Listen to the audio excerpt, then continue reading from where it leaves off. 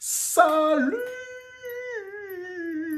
à tous, la team OL, tout même chaud pour Lyon Fan TV. Très heureux les gars de vous retrouver pour une nouvelle vidéo. J'espère que vous allez bien, que vous finissez bien la semaine.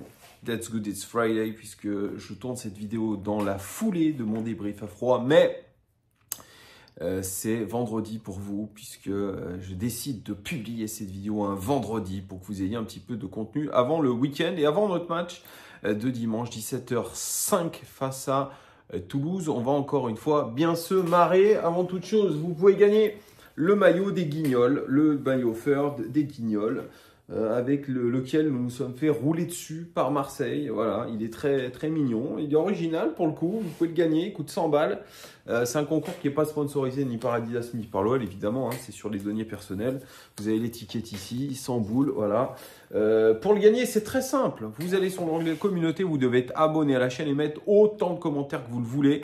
Je ne sais pas s'il y a grand monde qui va le vouloir, ce maillot. Donc, ceux qui le veulent, charbonnez parce que vous avez vraiment une chance de l'avoir. Voilà, ce petit moment réclame avant les matchs. Je vous ai quand même fait gagner tous les maillots de cette saison. Hein. Ça, c'est quand même important. Tous les maillots ont été gagnés et je suis la seule chaîne à vous faire gagner les maillots. Il n'y a aucune autre chaîne qui vous fait gagner des maillots. Donc, profitez-en quand même. Voilà, quand on nous propose des choses, en plus, c'est les fêtes de fin d'année. Il y a moyen d'avoir un beau pyjama.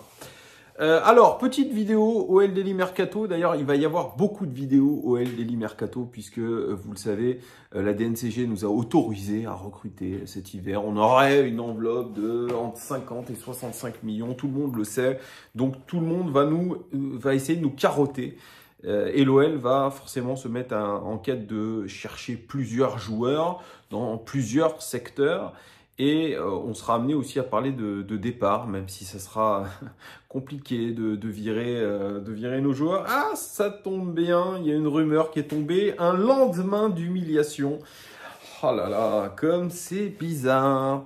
Foot Mercato, Sébastien Denis nous annonce que Ryan Cherki n'est plus intransférable, qu'il serait lui-même ouvert au départ, à partir, et que l'Olympique Lyonnais ne se battrait absolument pas pour retenir Ryan Cherki, sauf que Ryan Cherki est en contrat jusqu'en 2027, me semble-t-il, avec la prolongation automatique. Il émarge à 300 000 € par mois, ce qui est absolument phénoménal pour un garçon qui n'a rien prouvé, rien montré et qui est en train de ramasser bien comme il faut en ce moment par rapport à des attitudes pourries, par rapport à un début de saison calamiteux, une passe décisive seulement pour Ryan Cherki, 4 ans de gros pro, 20 ans, une des stars de l'équipe de France Espoir, ou en tout cas une des stars des matchs face à Chypre, face au Botswana, face à Madagascar, face à tous des trucs comme ça, vous voyez, où là, par contre, le garçon brille. Et là, on se dit, Ryan, futur ballon d'or. En tout cas, l'Olympique Lyonnais ne le veut plus. Il y avait déjà eu des rumeurs la saison dernière au mercato d'hiver. Le PSG était très intéressé. On rappelle qu'il a les mêmes agents que Kylian Mbappé, le clan Mbappé.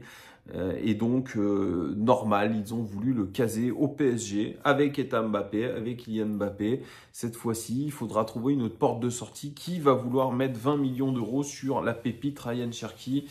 Bonne question. C'est un gros prix pour ce joueur-là qui n'a rien montré, mais on est sur une valeur, je pense, marketing aussi. On est sur une valeur du garçon technique à la Hachim Mastour, pour certains qui se rappellent, le Marocain Hachim Mastour qui avait signé au Milan AC. On nous promettait une magnifique carrière pour Hachim Mastour. Ça c'est fini, je crois, en D5 portugaise. Je crois, hein, certains, vous me direz en commentaire, D5 portugais pour Hachim Mastour. On va rappeler des petites vidéos pour Nike avec les tours du monde autour de la jambe, du pied, hop, les trucs à la Ronaldinho, les gestes techniques. C'est un petit peu la même chose pour Ryan Cherki, lui qui a signé un contrat premium chez Adidas aussi. Voilà, c'est une des figures montantes d'Adidas. Donc, c'est un package plutôt marketing. C'est un peu comme le maillot de l'OL. Avec Adidas, c'est marketing. Donc, c'est un package marketing qu'on donne pour Ryan Cherki.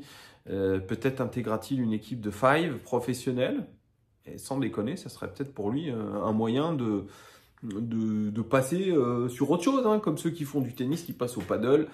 Pourquoi pas, voilà, pour Ryan Cherki. En tout cas, très très bizarre. Ouh, lendemain d'humiliation, Ryan veut plier les bagages. Ryan veut plier les bagages, vu qu'il n'a pas beaucoup joué cette saison, mine de rien. Souvent benché par Fabio Grosso. Moins benché par Laurent Blanc, hein, qui l'avait cajolé. Mais rappelez-vous les propos de Laurent Blanc.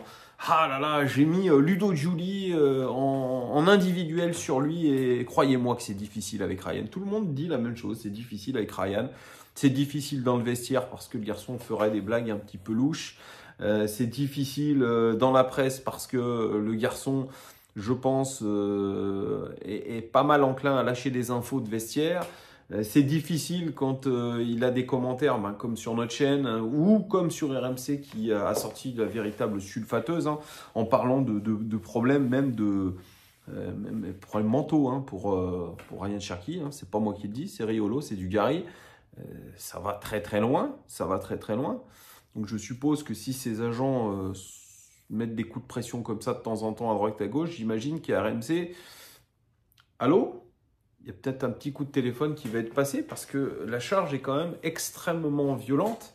Il était un temps où on ne pouvait pas critiquer Ryan Cherki sans être taxé de racisme ou d'islamophobie. Ça en allait jusque-là quand même. Ça en allait jusque-là. Sauf qu'aujourd'hui, je pense qu'il y a beaucoup de gens qui se disent « Ah, c'était peut-être des excuses ça ». Non, parce que là, on parle que de niveau footballistique et d'attitude sur un terrain. Et c'est tout bonnement absolument dramatique. Joueur en perdition qui fera mieux effectivement de partir. Clairement, il faut partir pour essayer déjà de se mettre en difficulté ailleurs, d'essayer de faire grimper sa carrière. Parce que je pense que là, à l'heure actuelle, c'est en train de faire un crash. Et je pense qu'il a été bien inspiré de mettre de côté tout cet argent qu'il a eu depuis son premier contrat professionnel, de le mettre sur une assurance vie, parce que ça ne durera pas toute une vie, je pense. À ce rythme-là, il va falloir drastiquement aussi, comme beaucoup d'autres, changer vraiment de mentalité et de se dire que tous les gens qui me disent que je suis le meilleur du monde, c'est peut-être pas la vérité. Tous ceux qui disent que je suis supérieur à Hatem Ben Arfa, ce n'est pas la vérité. Hatem Ben Arfa, c'était au-dessus. Et pourtant, lui aussi, c'était un sacré joueur fantasque. Mettez le mot que vous voulez aussi. Mais il y avait quand même des différences. Il y avait des références, en tout cas, pour Hatem Ben Arfa. Chose que aujourd'hui n'a pas Ryan Cherki. C'est dommage pour lui. Mais c'est à l'image de cette équipe de l'Olympique Lyonnais, avec des joueurs qu'on a montés comme ça artificiellement.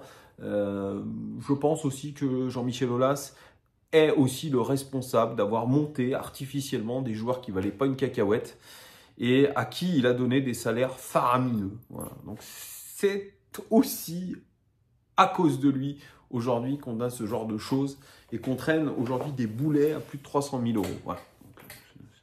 C'est mon avis. Vous me direz en commentaire ce que vous en pensez. Donc, Ryan Cherki partant cet hiver, eh bien, c'est un grand oui. Est-ce qu'on récupère à 20 patates? J'en sais rien. Deuxième chose, oui, parce que je vous avais parlé aussi de ces rumeurs. C'était le Progrès qui avait annoncé ça, comme quoi Tolisso et Lacazette étaient sur le départ. Pareil, les salaires faramineux, les salaires de pharaon, quasiment 1 million d'euros par mois, lissés avec la prime à la signature, je tiens à le préciser, sur l'ensemble du contrat.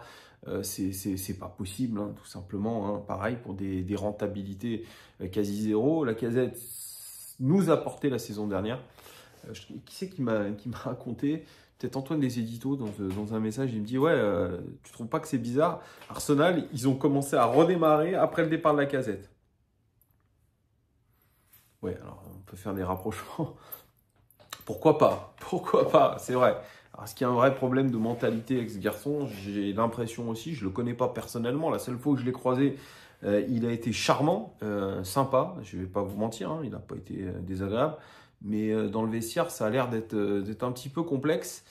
Il a l'air souvent boudé, ou quand il n'est pas content d'un entraîneur, il est enclin à aller voir les présidents, ceux qui gèrent, pour essayer de faire en sorte que ça change.